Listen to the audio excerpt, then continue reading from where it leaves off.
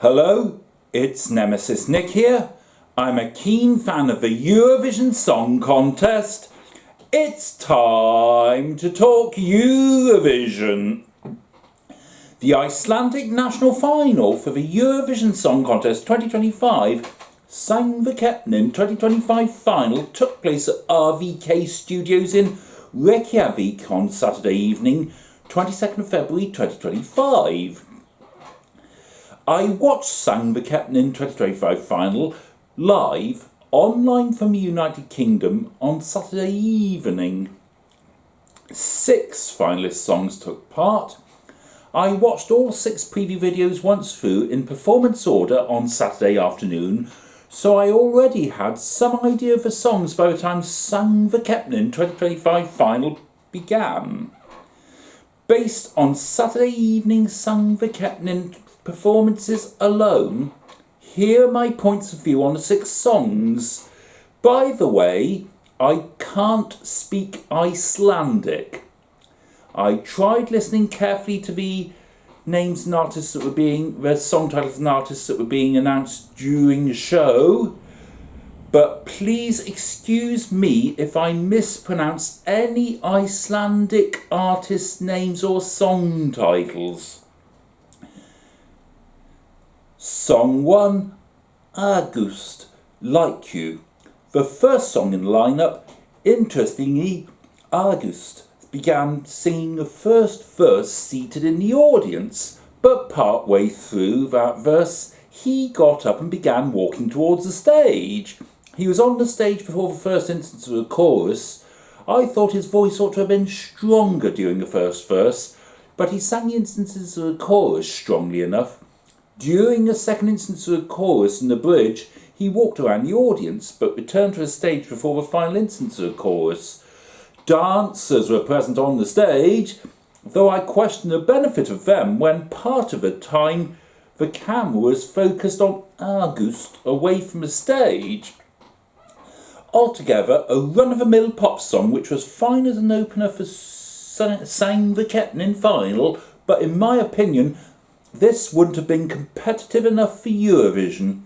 This finished 5th with 45 points in the jury vote, 5th with 23 points in the televote, but anomalously this ended up 6th last with 68 points overall.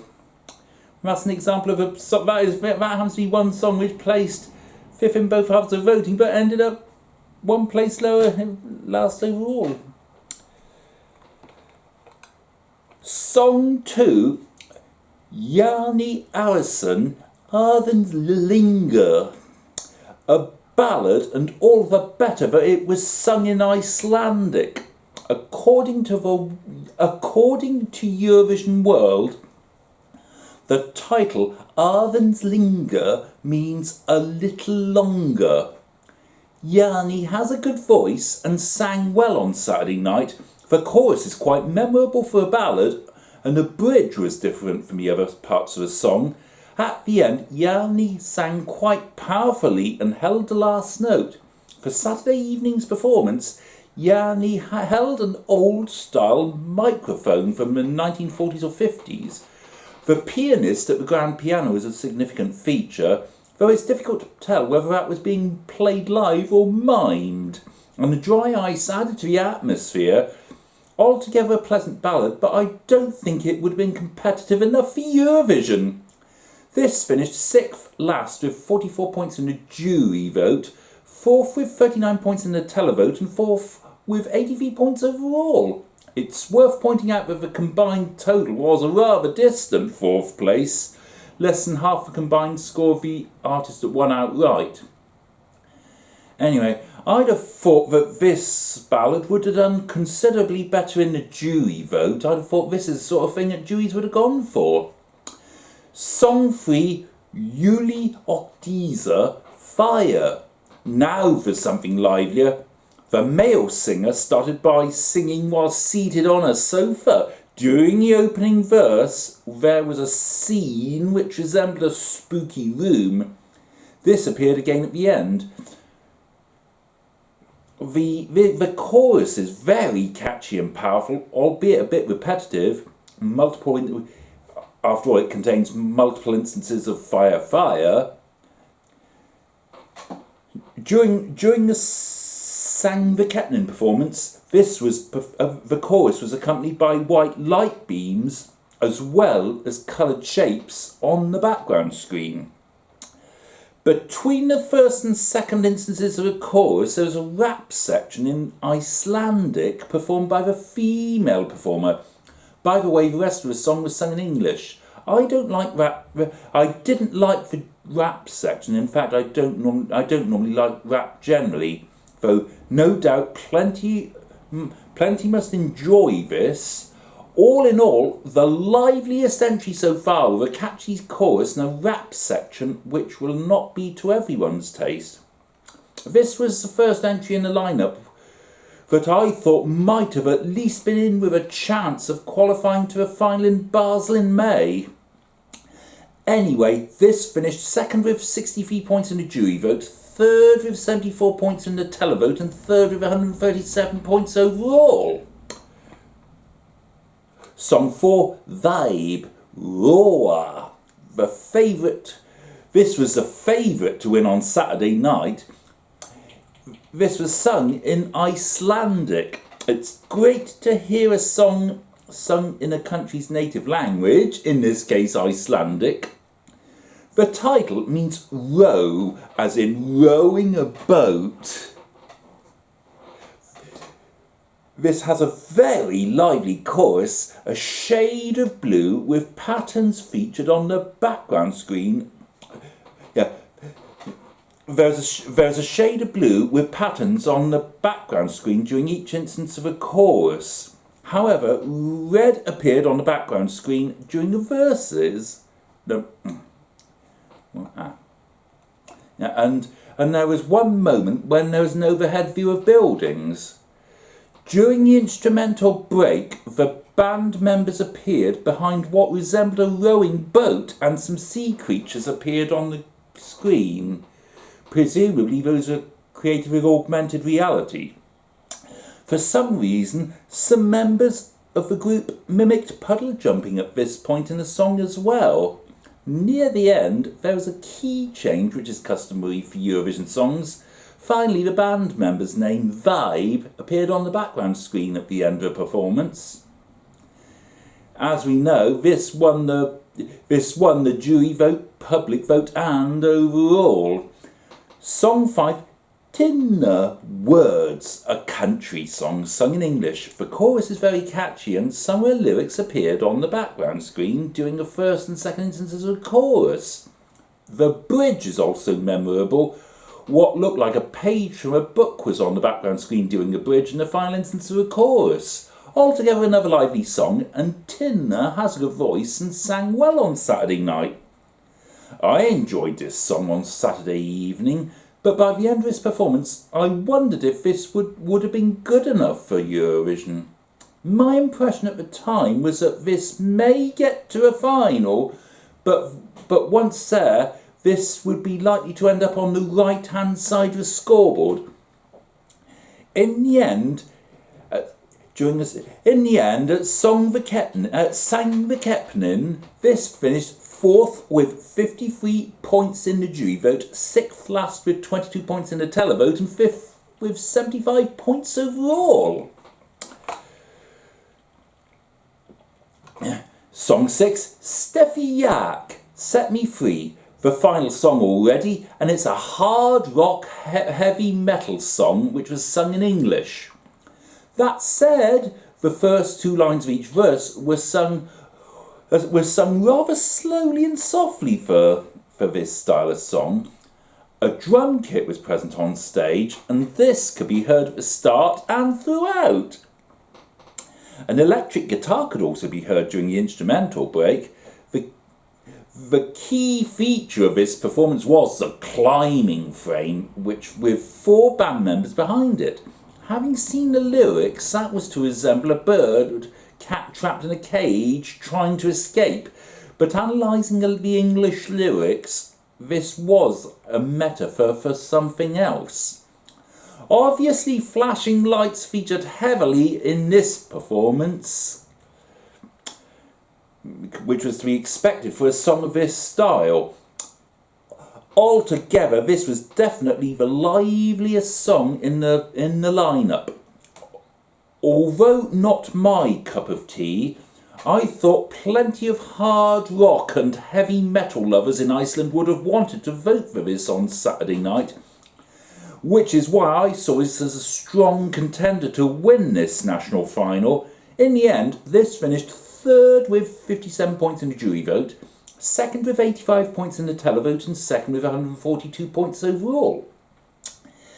If this had won Söngvakeppnin, I think plenty of hard rock and heavy metal fans all over Europe, Australia and the rest of the world would have wanted to have voted for this in the Eurovision Song Contest 2025, and so Iceland could have done well with its entry in Basel. Mind you, that said, I thought exactly the same about Germany's entry Blood and Glitter from Lord of the Lost 2 years ago, and that didn't have much success in the televote in Liverpool that year. Anyway, back to Söngvakeppnin 2025 final. Those are my points of view on the songs, and here is my ranking in My Eurovision Scoreboard, based solely on the Söngvakeppnin 2025 final performances. Okay, 6th place, bottom of my ranking, 6th. Yes, 6th, August. 5th, Stefiak. 4th, Juli Oktiza. Now into my top 3. 3rd, Yanni Auerson. 2nd, Vibe. And top of my ranking, my number 1, 1st place, Tinna. Unsurprisingly, the winner was Vibe Roar. Well, let's face it, that entry was the favourite to win on Saturday night. In fact, Vibe won the international jury vote with 74 points and the Icelandic public vote with 93 points, giving a combined winning total of 167 points. At least that was a sign of consistency between the jury vote, public vote, and overall, as far as the winning entry is concerned. Congratulations to Vibe for winning Söngvakeppnin 2025. So Vibe will represent Iceland with Roar at the Eurovision Song Contest 2025 in Basel in May. Iceland is drawn to perform in the first half of the first semi-final on Tuesday the 13th of May 2025. I won't be able to vote that evening as the United Kingdom doesn't vote that evening. Good luck to Vibe in the Eurovision Song Contest 2025 first semi-final and in the grand final if they get there. Well done also to the other 5 artists who performed on Saturday night, no matter what their scores and where they placed in both halves of voting and overall. Remember, they too did well to get past one of the Söngvakeppnin 2025 semi-finals, which took place for the last 2 Saturdays, 8th and 15th of February 2025.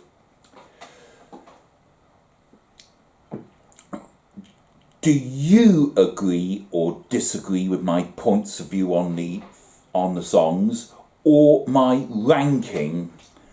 What did you think of the result? Do you think the correct song won Söngvakeppnin 2025?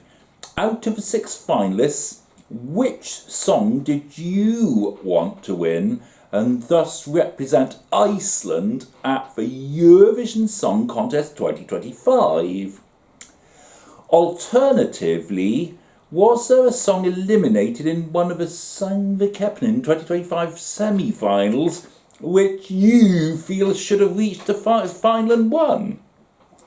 For your information, I haven't seen or heard any of the songs which are eliminated in the Söngvakeppnin 2025 semi-finals. Whether you watch Söngvakeppnin 2025 final or not, do you think Laura stands a good chance of qualifying to the Eurovision Song Contest 2025 Grand Final and doing well once there? Or do you think it would be eliminated in the semi-final? Let me know in the comments below. Also, if you liked this video, remember to hit the like button, and if you're liking all my Eurovision videos, remember to subscribe to my channel. In the meantime, smile, tomorrow will be worse.